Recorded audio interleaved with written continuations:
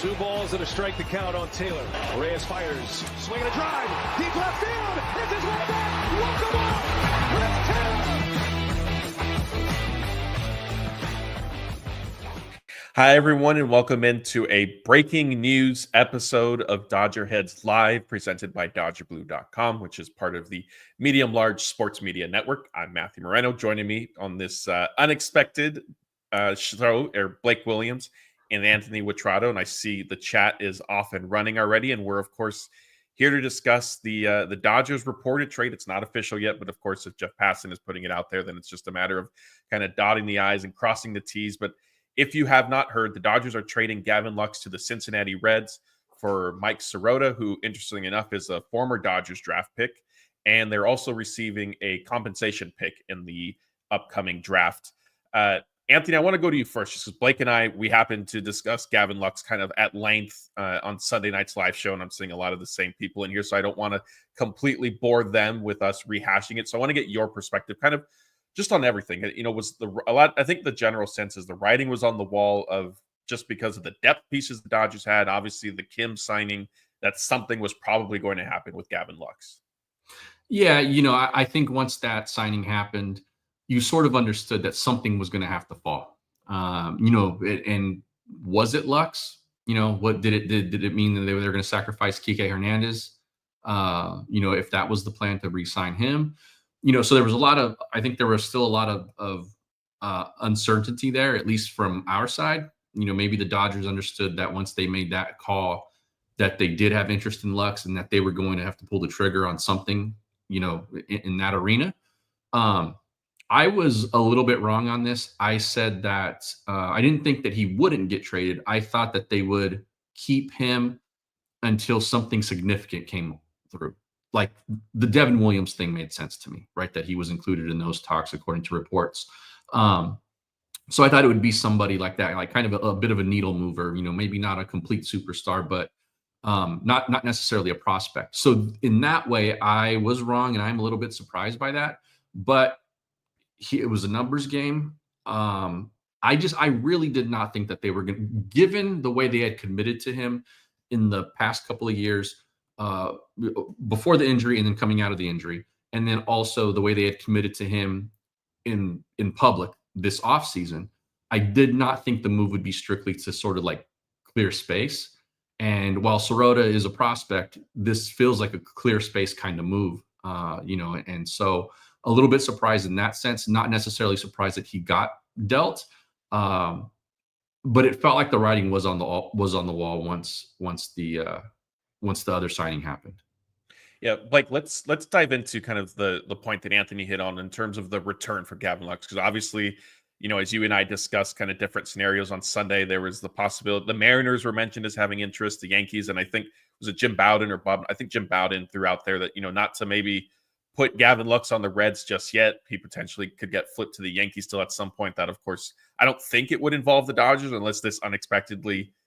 He did follow up and say that Lux isn't going to the Yankees just a minute ago. So okay, well, I missed that. Okay, so there goes that. Planned to keep him. They said that he planned to keep him and actually use him. So he's a Red as of. Got it. All right. Well, Gavin Lux. Well, we need to be careful with that because Brandon Gomes said Gavin Lux was their second baseman, right? But it appears he will be staying with the Reds then. But Blake, as Anthony brought it up, and I'm seeing in the chat, there's a little bit of a split opinion on what the Dodgers received in return. As I was saying, you and I, when we were discussing this Sunday night, we kicked around, is he in a trade for a relief pitcher? We got asked if it is the Mariners, does Luis Castillo maybe somehow become part of a bigger trade that the Dodgers could expand on? So what are your kind of immediate thoughts on getting Mike Sirota and a compensation pick in exchange for Lux? Yeah, I'm not too surprised by the package. I was thinking maybe they'd try and get some international bonus pool money at some point in a deal, just with their pursuit of Sasaki. But when we talked about it last night, I said there's kind of three options they could take, and it's going to be they're going to get prospects back, which what they end up doing. You could flip them for a reliever or something in that kind of a trade, which they tried to do with Devin Williams. Or the third option, which was a little more out there, was the international bonus pool money. Didn't seem as likely just because Lux does have more value than that, but I said you couldn't put it off the table just because of how strongly they're pursuing Sasaki, but I think it just makes sense to move on from Lux at this point. Like, they have multiple other players who can replace his production essentially. we know they had a logjam. So getting another major league player back to put on the 40-man roster would have been a little tough unless it was specifically for something they needed, like a reliever. So they get a prospect that they clearly like. You mentioned earlier that they drafted him in 2021 in the 16th round. He didn't end up signing out of high school, and he went to college before the Reds drafted him in the 3rd round. And the compensation pick they got back, I believe it's number 37 in the draft. So it's a pretty high up there pick, and the Dodgers usually don't have those. They lost a pick last year for signing Shohei Ohtani, and it's something where they always need picks to replenish their farm system, but don't get many high picks in the draft. So now they're going to potentially add another prospect that they very much like in the draft. They're going to have increased money to sign other players in the draft as well because they're adding another pick. So to me, it makes sense. Like, Lux really didn't have a spot on this team. We talked about how he definitely didn't have a spot on the team long term, and they probably really like Sirota. So they figured if we can get him, add another prospect we like, and move on from a guy that we find very replaceable on this team, makes a lot of sense for them, in my opinion. Yeah, I think for me, that's where I sort of fall with everything is, Anthony, you and I, and like, I'm not trying to be funny. Like, I don't remember where you fell on this side of the coin, but when Lux was struggling to begin 2024, I know that we were preaching patience and saying, look, he missed an entire season, had significant knee surgery. He needed time. So it's not my comment. My stance is not from, a lack of thinking that maybe Gavin Lux doesn't have anything to contribute to the team, which I know, unfortunately, there are some fans out there. We've seen a lot of comments alluding to that. I don't think that he's that bad. I think that Gavin Lux does bring value. He's under team control for multiple years. He's still a young, kind of athletic kid. I know, Blake, you might say, how young is he at this point? He's still a little bit on the younger side. But the biggest thing for me is, and why I thought a trade this offseason was likely, is that long-term outlook. And I know that Mookie Betts is going to shortstop, and I joked about it last night on our live show. I can't say anything negative about Mookie Betts because I don't want to break my New Year's resolution just yet. But the Dodgers are planning to, at least it seems, to have him play shortstop. I don't think that that's going to be multiple years of that. And so when you factor that in, if Mookie does have to go back to second base, whether it's this year, next season, where was that going to leave Gavin Lux? And I think to Blake's point, it then creates a little bit of trouble of, okay, now the Dodgers are dealing from a position of, like, you lose some leverage, right? But, I think, Anthony, the other layer to this is we've discussed it, how much will Gavin Lux maybe benefit from just a change of scenery and getting some stability, in theory, with the Reds? Yeah, to dial back just a little bit, I do think this basically ensures that Mookie is a stopgap at shortstop, because what it does also is I think it clears space for him to move back there eventually, possibly even this year at some point. But for Lux, yeah, I think that he's going to go there and there's going to be a ton less pressure. That team doesn't necessarily have the kind of playoff expectations the way the Dodgers do. So anytime he was going to struggle, he was going to hear about it. I don't know what his social media habits are, but hopefully for the first half of the season they were nil because it was not pretty for him. But yeah, look, I think that he can build off of what he did in the second half last season. His lasting memory as a Dodger, that sacrifice fly that tied Game 5, was a big deal. And so, I think he goes out sort of on a high note, at least for himself, saying, I kind of turned it around later in the season, had a decent playoff series, got that big sacrifice fly in the World Series. And then maybe he goes there and he feels like he's one of the bigger fish in a smaller pond. And maybe that works for him. Maybe mentality wise, that's what he needs. I don't know exactly, but I'm just kind of speculating. Because there was a situation where if he got off to at any kind of sluggish start for the first couple of weeks of the season, even like that leash with the public wasn't going to be long because they had Kim waiting in the dugout, possibly Kike, and who knows who else. And they were going to be calling for him if he didn't get off to an absolutely torrid start. So probably for the best for everybody, but again, I really did think that the Dodgers kind of putting that foundation around him, and saying this is our guy, would have led to something maybe more marquee worthy in a deal. But this was clearly, look, they knew they had to create some space somehow. We had been talking about for a couple of weeks, a trade's coming. We just didn't know exactly what. When Kim signed, it felt like it could be Lux. And here we are. They're not done, because I think I heard Blake say the other day, and I've been in agreement with this. I think that they are going to need another arm in the bullpen, possibly. And maybe some outfield help. You wonder now what this does with Outman's progression. How they view him long term as well. So it creates a bunch of questions too, not necessarily bad ones, as much as it answers anything. But yeah, for Lux, probably for the best. Yeah. I mean, look, at the very least, I do think that there will be an adjustment for him going from a World Series contender to a team that's obviously not. At the very least, I get, he'll be closer to home. To your point, I do think I still personally would not rule out a Chris Taylor trade. That's something that I know I've been mentioning since the offseason began, was I thought that, this winter would be when the Dodgers look to finally maybe potentially move on from him with only having 1 year remaining on his deal. In terms of the Lux trade, though, and what the Dodgers are receiving, we mentioned Mike Sirota, who is an outfielder. Jonathan Montgomery has a super chat. He says, Dodgers haven't developed outfield prospects well, though. Blake, I know this is something not outfield specifically, but you and Scott have sort of touched on here and there about the Dodgers' inconsistency, I'll say, with developing position players. Does that history kind of, should it cloud kind of maybe some optimism of getting Sirota in this trade, even though it's somebody the Dodgers have had longstanding interest in?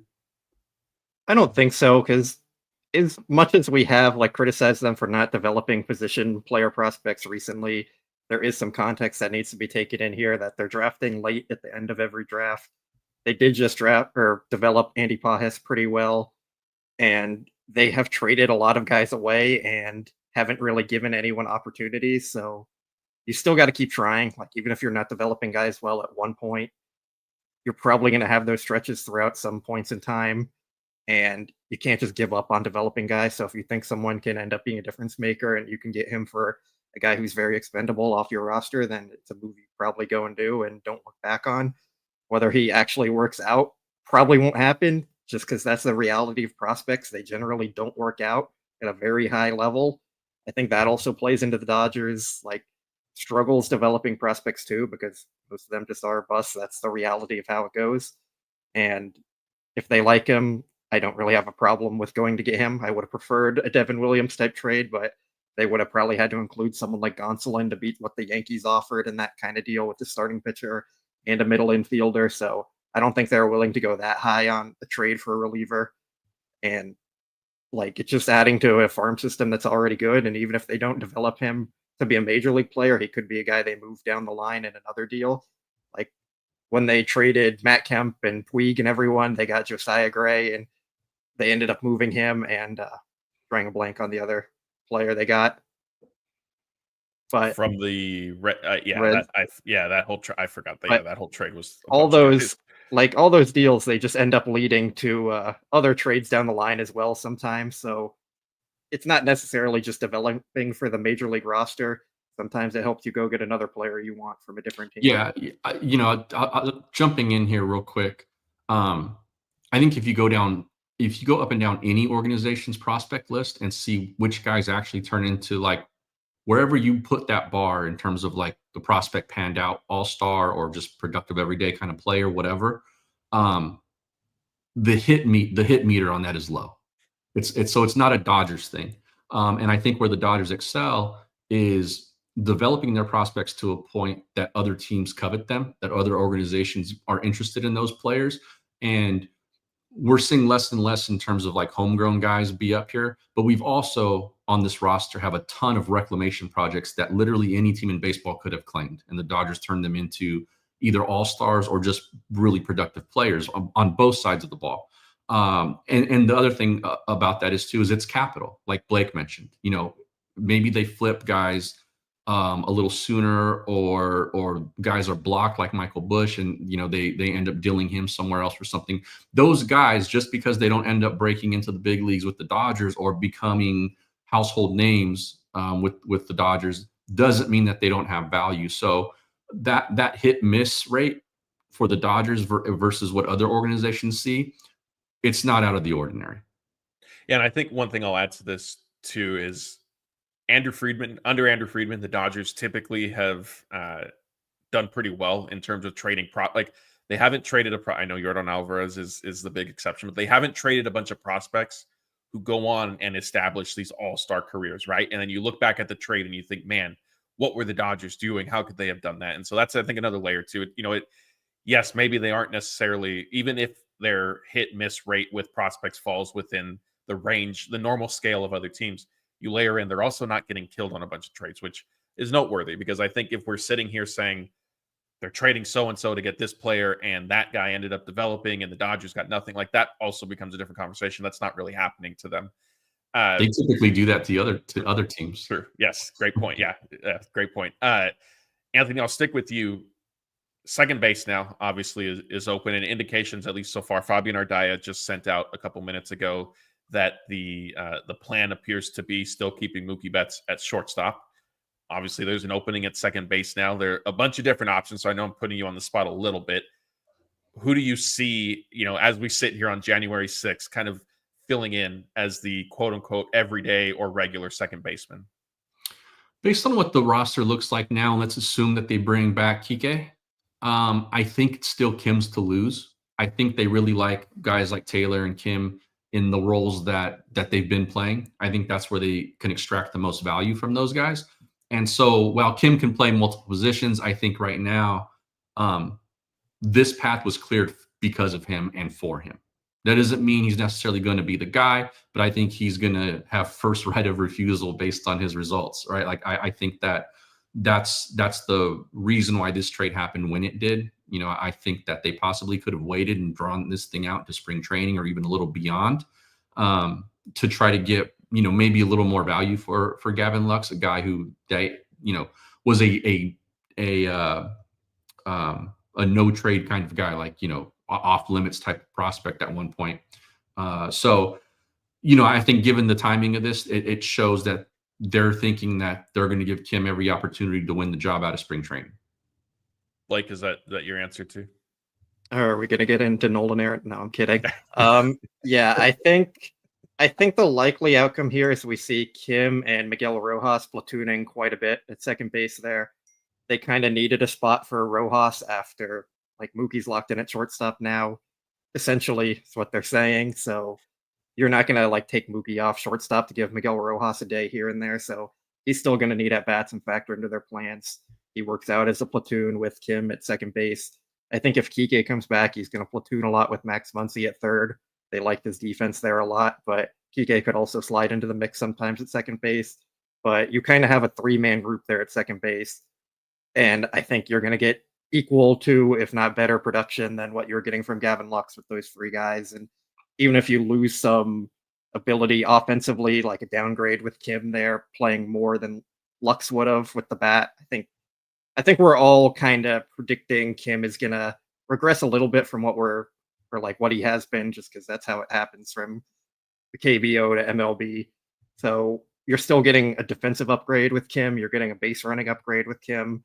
So even if you're losing that hitting value, you're going to make up for it in other areas. And I'm not convinced that it is a downgrade necessarily with those three guys, because Miguel Rojas was better than Gavin Lux by a fairly significant margin last year.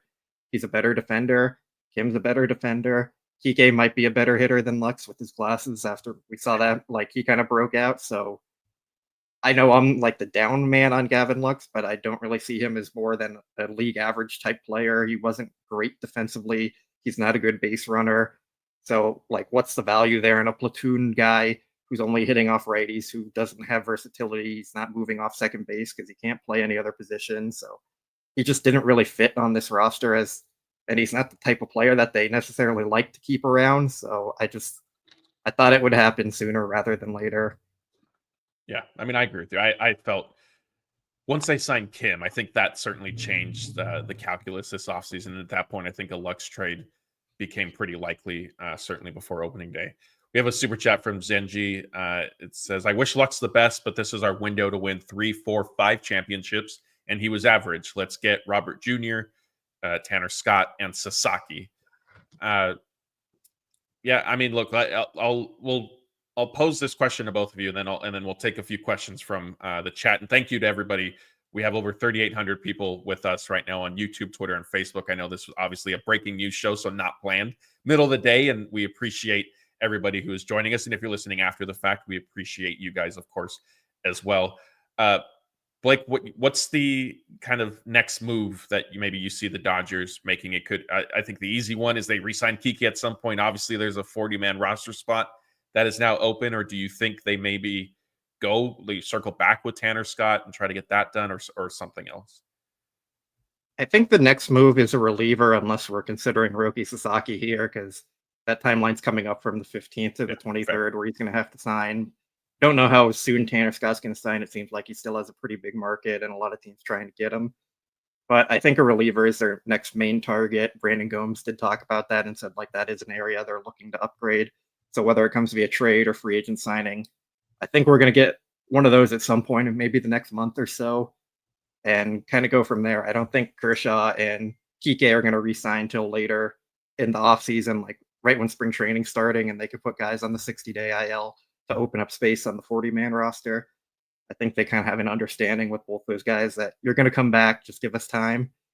And that just kind of leaves reliever as the only other option outside of Sasaki. And Sasaki doesn't even count toward the 40-man because it'll be a minor league deal. So like that's kind of its own issue. Yeah. Anthony, go ahead and ask same question you and before. Just a reminder, if you have a question for us, just start it with the word question in all caps, and I'll start flagging those as we hear Anthony's prediction on what he thinks might be next. Yeah, I've been saying for a few weeks now that I think it's in the bullpen.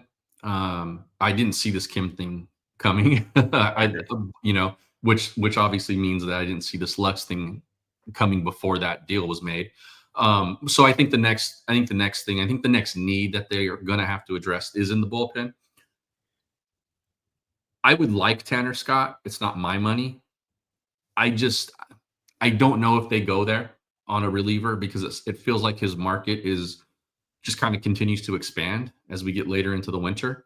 So not sure how deep they go with that, but in some form or fashion, I do think it is addressing, some of that bullpen and hopefully trying to find a legitimate piece that can help link to the back end. If not somebody who slots into that back end at some point. So I think that aside from that, and I agree with Blake, I think the Kershaw stuff, the Kike stuff, don't fret if that doesn't happen before Valentine's Day. I think it happens once they report, because then they're going to be able to sort of shape the roster the way they want it. They'll be able to do some manipulation there. But I think beyond that, they're fairly well set in terms of major moves. Not talking Sasaki. This is Sasaki free zone in this discussion, but I think that they see Kim as a guy who can play every day for them. They don't want, for as much as they like Rojas, they don't want him to play every day. I think, and I know he got a lot of at-bats last season. He had a lot of plate appearances, more than they would have liked, and he performed incredibly well. I think he surpassed everyone's expectations for a guy who was going to have to play that much. I don't think they want to press their luck and have to do that again with him. And so I think that they're hoping Kim can win that everyday job. And then, if that's the case, then I think they like where they sit. I like where they sit, sans another bullpen arm. But yeah, I think this is a little bit unexpected for me, but I think it's a wise, sensible move to move Lux the way they did. All right, let's get to some of these questions. We have a lot of good ones, so I want to make sure we answer as many as we can. Anthony, kind of closing off here, and this could be a quick answer if you want. Your last remark. Do you think, Carlos wants to know, do you think the 2025 team today is better or worse than it was yesterday when obviously Gavin Lux was part of the roster? Yeah. I think it's a push, from where it was yesterday. Are they better than they were after Game 5 of the World Series? I think, given health and the rotation, yes, I think they are better. Yeah, I agree. Let's see. What else do we have here? Blake Michael wants to know who will be the long-term Dodgers shortstop. I don't think the Dodgers even have an answer to this yet. Like maybe it's Alex Friedland. He's one of their highly regarded prospects. They have two other guys in the minor leagues who are fairly highly regarded, but they're a longer term answer away. They're not going to be making their debut anytime soon. It might just be like keep taking it 1 year at a time. Maybe Tommy Edman gets a year or two there to fill in. Maybe Miguel Rojas this year if Mookie doesn't work out. Or I think the hope is probably Mookie for a year or two there right now. But things change. Like if you go back and predict the Dodgers 2025 lineup from just even 2 years ago, it's completely different than what they actually have now. So I don't think they really have that answer at this point right now. And it's just kind of wait and see what ends up happening. Sticking with shortstop, Tien wants to know, can the Dodgers still sign Ha-Seong Kim, who obviously the Padres free agent, to play shortstop? I mean, I guess theoretically, yeah, anything is possible. I think what would be interesting there is the conversation with Mookie Betts, because by all accounts, and look, I know we just saw Brandon Gomes saying that Gavin Lux is our second baseman, and then he got traded shortly after. Everybody, Andrew Friedman, Brandon Gomes, Dave Roberts have all said that Mookie Betts has been spending the offseason preparing to play shortstop. And so I don't think that this is smoke and mirrors with the Dodgers type thing.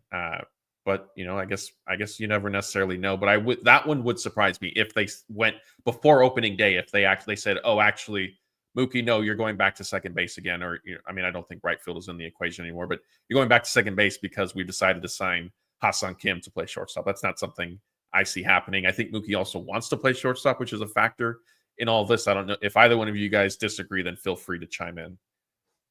I think there's like a scenario where they told Mookie, like right now you're a shortstop. If things change in the offseason, you might go back to second base, just so he kind of had that in his mind. And it's not a total surprise if they ended up moving him. But I think they're pretty much set in the infield right now. And if it just totally doesn't work out, then you probably make a trade at the deadline or figure something else out. The thing here is like now with moving Gavin Lux, if Mookie doesn't work out at shortstop and he moves back to second base, you open up a lot of options. Like Andy Pajes could end up taking over as your center fielder, and Tommy Edman moves in to be your shortstop. You have multiple guys like probably Kike Hernandez, if he comes back, could fill in at shortstop. Miguel Rojas could be an option there. So you're kind of just increasing more versatility by moving Gavin Lux off this roster because he was a one position guy. And it takes away from what else you could do with moving Mookie around, moving Edman around, and filling in with other players that you have. Even potentially Dalton Rushing is an option in the outfield and changing up some of those things. Anthony, was there something you wanted to add on that front?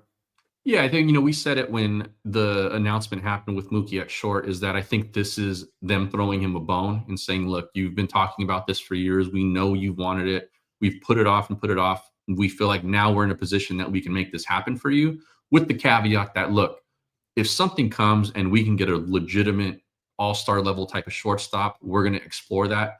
And, probably getting Mookie's understanding of like, hey, okay, if that helps me get another ring, sure, I understand it.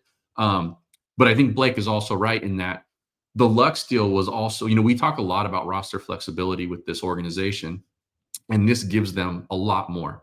And with Lux there, like, Mookie could only go two places. He either sticks at shortstop or he ends up back in right field, which then it's going to create problems no matter which one it is, especially if somebody's not performing. And so with the Kim signing, it allows things to be moved around a little bit more. You can kind of walk around the chessboard more freely.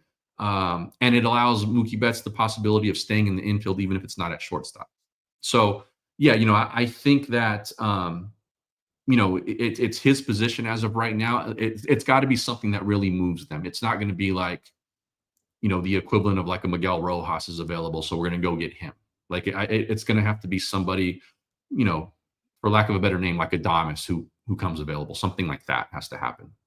Yeah. Otherwise, Mookie is, in Dave Roberts' words, he's at shortstop. It's permanent for now, right? Like we heard, I think last spring when Dave said that. Okay, let's see. Let's get to these questions. We might have to rapid fire some of them. Blake, you brought up Nolan Arenado last night and again today. Pete wants to know Chris Taylor, Gonsolin, and a minor leaguer for Arenado and Helsley. I don't think Nolan Arenado is actually a fit for this team. We've just heard it all off season with people like Nolan Arenado wants to be here. I think that's very clear, but I don't think the Dodgers want him or have a need for him. So I don't think it's going to happen. they could look at it from the perspective of like, we're essentially buying Ryan Hesley from the Cardinals instead of paying a free agent reliever by taking on Nolan Arenado's contract. But I just don't really see it happening. I think Arenado is going to go to the Red Sox or a team that actually needs to add a third baseman. So I just don't see a fit for the Dodgers there. All right, let's make sure we get this super chat from Jess Ramirez. Thank you for this. It says, "Are you guys bummed that we're losing a familiar face? I know it's for the betterment of the team, but his reaction when we won is awesome." Yeah, I mean, I think this is the other aspect, the other angle to it is, a lot of the players who were with the Dodgers sort of, I don't want to call it down you, but during the years that they were, falling short of winning the World Series outside of 2020, of course, are no longer on this team. And like, from a fan perspective, I can see where maybe, there'd been an attachment to the Justin Turners, to the Cody Bellinger, and to a lesser extent, Gavin Lux, because he didn't quite establish himself at the major league level as much as some of those other guys. But Anthony, is there an element of that of, man, this is a guy you kind of saw, grow up in the organization. Now he's not going to be with the team anymore. Yeah. Yes and no. No, because he got to see it through and he had his big moment and he won with them. If they would have made this move and they win next year, that might have been a little bit like, man, it would have been nice if Gavin could have got this with them too. But the fact that I think he's seen it and he's going to get his ring at some point in the summer, I think it takes some of that sting away from it. But anytime you have a guy who's been there a long time, who has had big moments for the organization, and who has not just been a complete disaster, you're gonna feel a little something about like, man, but had to be done kind of thing, right? Like, we wish he would have panned out. We wish he'd have been that all-star second baseman that we all thought he could have been. I thought that's where his ceiling was. It may still be, like you said, he's still young. He's not maybe a young prospect anymore, but he's young in terms of major league age still. So, maybe it works out for him in Cincinnati, which is more of a hitter's palace than Dodger Stadium. But I think the fact that he won one with them kind of takes the bite out of losing him. Yeah, that's a good point. Scooter Booter wants to know, would signing Sasaki be like a minor leaguer and wouldn't be added to the 40-man right away and can try to DFA someone like Fiducia? Yes, he would be a minor league signing, would not need to be added to the 40-man roster until, basically the start of the regular season. And once spring training begins, that's when teams can start to put players on the 60-day injured list, which for the Dodgers, that's probably when they'll re-sign Clayton Kershaw and put him on that. Gavin Stone will probably end up on that, and all these other pitchers who are injured as well. I don't see them DFAing someone like Fiducia, but there would be a way to skirt around it to buy themselves a little bit of time. But the reality is that the Dodgers do have somewhat of a roster crunch that they are going to be facing here. Gi had that question up a little early. It says, with Barnes, Rojas, and Pages seemingly locks on the bench, that means one spot open for three possibilities: CT, Kim, or possibly Kike if signed. Who stays, who goes? Blake, how do you see maybe the Dodgers bench sort of taking shape? Yeah, I did tweet about this yesterday, so I'm trying to pull it up real quick if I can find it here. So Anthony, Anthony, if you want to chime in, and let me pull it down just so we can see his face too. Yeah, you know what? That's a tough one. I think that's where they still are maybe going to try to work some sort of move that clears a little bit of that space. Could see them DFAing Chris Taylor, given that some of that money now is off the books and it's going to be a little bit easier to swallow. They'll try to move him, as an expiring contract to somebody that might be a little bit appealing. They're not going to get much for him. Maybe it is just cash or something like that. But yeah, I think right now it's still too early to tell because I don't necessarily know that those are going to be the names in play come, March 31st. Yeah. Blake, can you find your list? Yeah, I kind of see it shaping out as we're just going to plug in Kim as the starter right now just to make things easier. That would give you a bench of Barnes, Rojas, Pages, and Kike or Taylor. I know the Taylor trade talk is pretty popular. I would be a little surprised if they trade him just because they do have the ability to option Kim or Pages if they need to at the start of the season. And we know how injuries and all that end up playing out. I'd be a little surprised if someone doesn't end up on the IL in spring training. So it doesn't hurt to have the depth there. You're not going to get anything back for Taylor, essentially, and they do like having him around as a clubhouse guy. So Sure. I think you're kind of looking at Barnes, Rojas, Kike, Pajes, and Taylor as your 5 guys there, and then you pick one to option from Pajes or Kim just to start the season. Sort of sticking with this same point, Dave Luna wants to know, is James Outman safe if Kim fails and Edman or Mookie need to move from their position to fill the hole? I mean, I think it's safe to say James Outman is below Andy Pajes. So I think in this scenario, Dave, that you're throwing out, Pajes would be the biggest beneficiary there. And then if there's an injury or two in the outfield, that's where I believe Outman then comes into play a little bit. And Larry's asking, will Outman get a chance to win the center field job this spring? I mean, do either of you see? I guess in theory, I will note that Dave Roberts did tell Kirsten Watson after the Teoscar Hernandez press conference that the Dodgers need to figure out, I forgot what his exact quote was, but he said they need to sort of figure out center field, which struck me as curious because I thought indications were that Tommy Edman was going to be the center fielder. Maybe Dave knew they were working on some Gavin Lux stuff, and perhaps Edman's going to slide over to second base a little bit, as much, even though we've, have kicked around the idea that Kim is probably the outcome there. But Anthony, do you see Outman getting any sort of real chance to earn a starting job in center? I don't think so right now, Okay. at 4:12 Pacific time on January 6th. But that could change. We know how this team likes to move.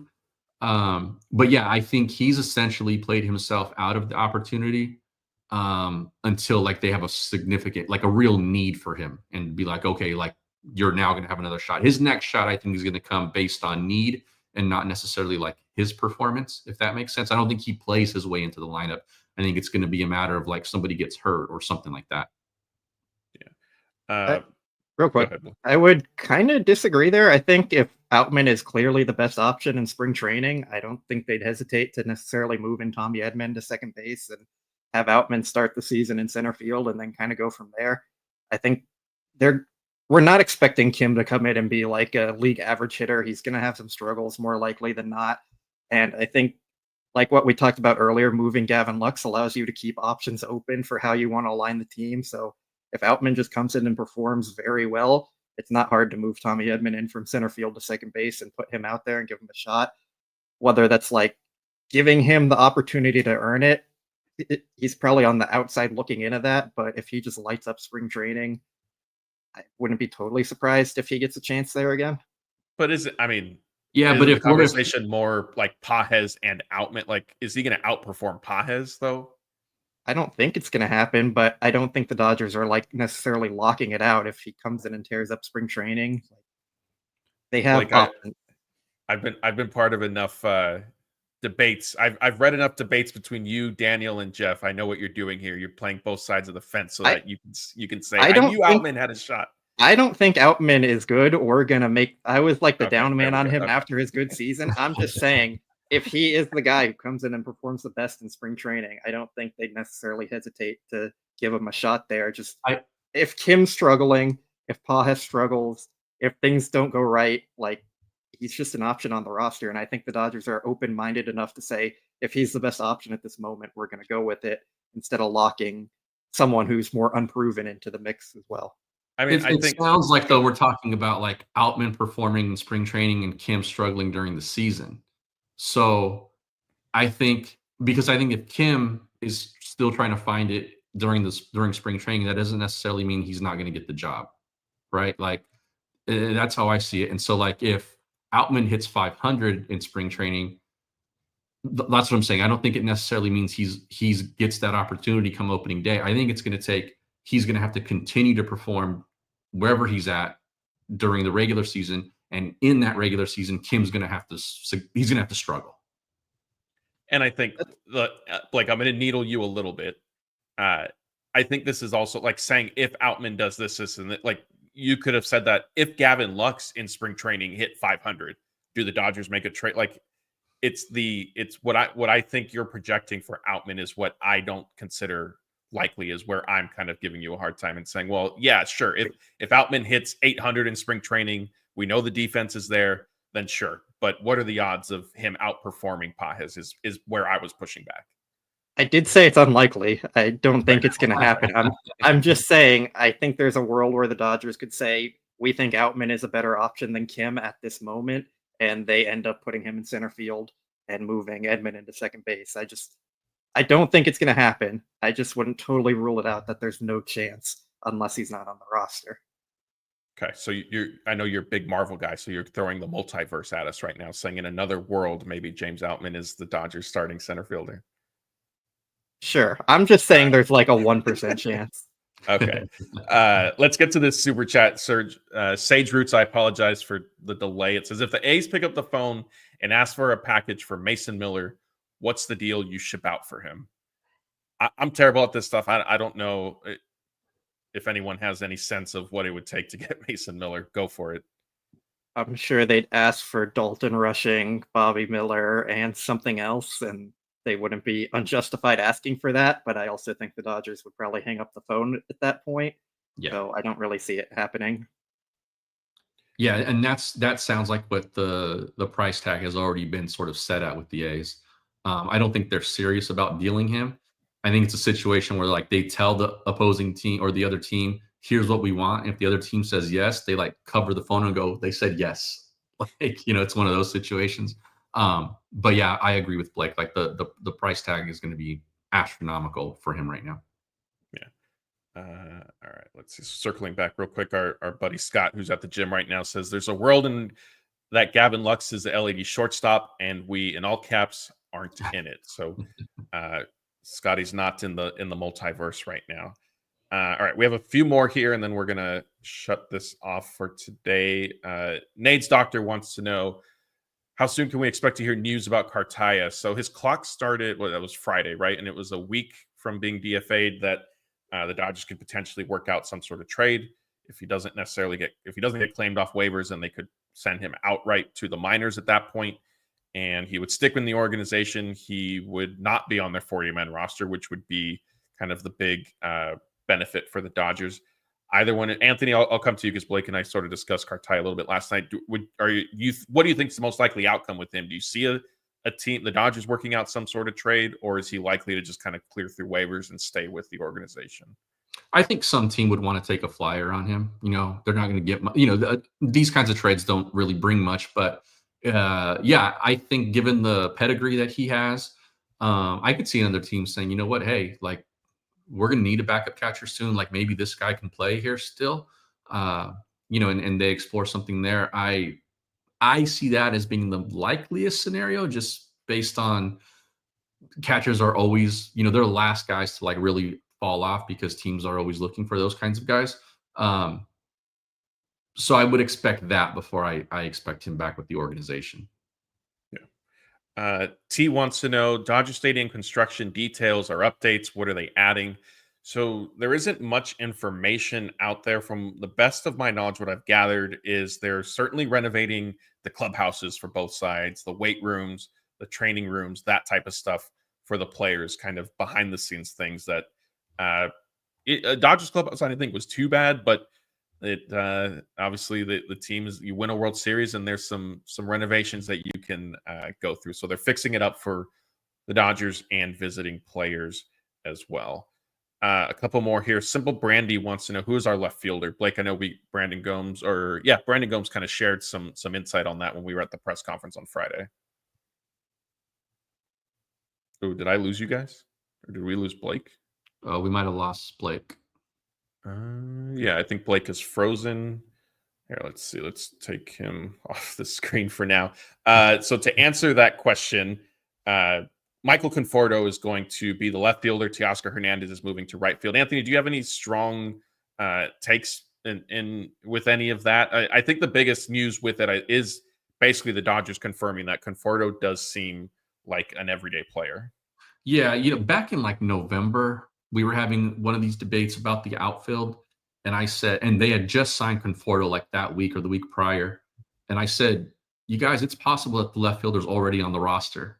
Yeah, and, I thought that was the case. I did not think they signed him to be like a platoon guy or like, hey, fill in when our regular left fielder needs a day off. I thought like I thought he came over with the shot to be the everyday guy.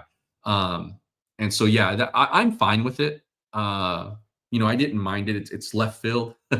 So cool. And if they can wake his bat up, like kind of like the way they did JD Martinez, like then he's going to be productive, and I'm fine with that. Yeah.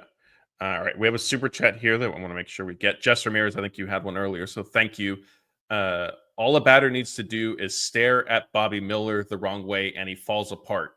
Trade him. And as we're doing this, we're happy to welcome our buddy Blake back. Blake, welcome back. You can take this super chat. Do you see a Bobby Miller trade as being necessary? I don't think they're going to trade him while his value is at his lowest. I think they still have belief in him. He was the top prospect not long ago, and he was very good in 2023. We've seen pitchers have a down year and then come back. Like Gavin Stone was terrible in his first year, and then he was one of their best starters last year. So I think they believe in Bobby Miller enough to not trade him at a low value when you probably wouldn't get a ton back for him. Yeah, I agree. All right. So let's see. I think we're done with questions. Blake, I appreciate you hopping back in for the final minute of this. Our last one that I think we'll close it out with is Alleluia is asking, have you guys checked in on Jeff? So yeah, Jeff missed the show Sunday night. I hosted with Blake. We're doing this breaking news live one today, now Monday afternoon. Still no Jeff. He's been a no-show. I said it last night. He's been a no-show since his Ducks, completely disappeared in the Rose Bowl. And Anthony, you and there are these college teams that can't win their bowl games. I know that that's not something you and I can relate to because SC gets into a bowl game and they take care of business against the big bad SEC. Yeah, it must be tough to always end your season with a loss, right? Yeah, Jeff's going through it. Yeah, surely USC made the college football playoffs, right? Can you give me an update on that one? I think they're working on that. I know that, Blake, do we need to ask how you're feeling after yesterday? Have you recovered from your distraught Patriots ending the season on the high note? They have an interview with Ben Johnson coming up, so that's my preferred head coaching candidate. So I think I'll be okay if that happens. Okay. And if they hire Mike Vrabel, then we're going to make sure we somehow work that into a Dodgers live show so that way Blake can share his excitement for that. All right. We have one more super chat that's keeping us on. The Alamo says, sorry, was late for the stream. As far as Dodgers not knowing long-term shortstop, do they make a move for Brady Ebel? Dino's the son of Dino Ebel, who's obviously on the third base coach and on the Dodgers coaching staff. I think it's just way too early to predict something like that. I think it would be a great story if that's something that the Dodgers can end up doing. I know Brady and his brother, I forget the name of the other one, so I apologize, but they were at Dodgers. They've been at Dodger Stadium a lot, like getting a lot of work in with Dino and the coaches kind of before they start preparing the players. And so that was kind of cool to see him then committing to, I think one of them, is it Brady that's going to LSU? Do either of you have that off the top of your head? I am not sure. Okay. I just know they're always at the stadium. Yeah. And I know they go to Corona, I think, and I know Corona won a championship. I'm pretty sure they go to Corona. I hope I'm not misspeaking there. But their high school, I know, won a championship. So yeah, it's been fun to see them. And it'll be fun to kind of track their respective careers. But yeah, if I don't know about that's really long term, looking out way ahead, the Dodgers need an answer at shortstop before Brady Ebel is potentially ready to join the field. All right. Well, I think I have a quick question I will pose to both of you. Do you think the news about the Padres ownership lawsuit and that whole drama that's starting to play out there, you guys see that having an impact on the Sasaki decision? I wasn't entirely sure. I haven't had a chance. Scott texted me while we were doing this. It's a tweet from somebody saying that Sasaki has made the lawsuit, and I don't want to click it and leave you guys silent. But yeah, I do think, how would it not, right? Like it even if it's maybe only 2%, I don't see how it wouldn't necessarily impact your thinking of joining an organization, kind of going through, this turmoil. And again, I don't have all the details of Sasaki being named in it, but if you're also named in it, then doesn't it make you, I'm inclined to think that it makes you feel differently about them. Would think so. And I mean, the word relocation was also thrown into that lawsuit too. Like, That's true. Blake? Yeah, I would. I'd be surprised if he goes there with all that coming out. Like, even if it's just in the back of your mind, it's got to be there. You can't not consider it in your decision. Maybe that's his preferred spot and he wants to be there, but I think it will probably come into play. yeah.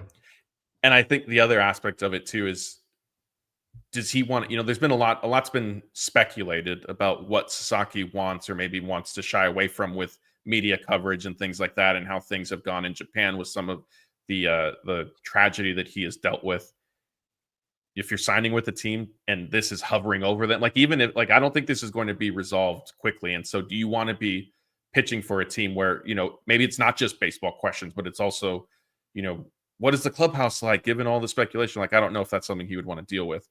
But yeah, I mean, I think fortunately we're probably the 23rd, so a little more than 2 weeks away at the most from finding out, getting a resolution on that front. I think it'll be nice. Like, there's been a lot of, I know we've discussed it on some of our live shows. There's been a lot of speculation, and there's a little bit of a sense of, what is pure speculation, unbased, basically, and what is, maybe valid type thing.